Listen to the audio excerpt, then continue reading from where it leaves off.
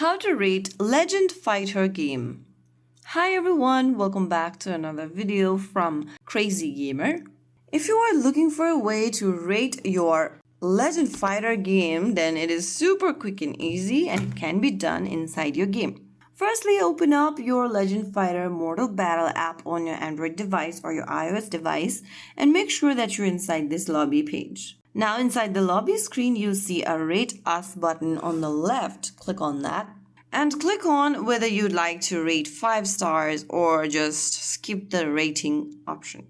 If you want to give 5 stars to the game, then you can just click on this yellow button and then it'll take you to Google Play. Now go ahead and rate the app. Give it a 1 star, give it a 2 star, or according to your experience, just give it a star. And then you can also describe the experience while playing the game. Here you can also answer some of the questions by tapping on yes, not sure, or no, and click on post. So right after you do that, you will be able to rate your Legend Fighter game super quick and easy.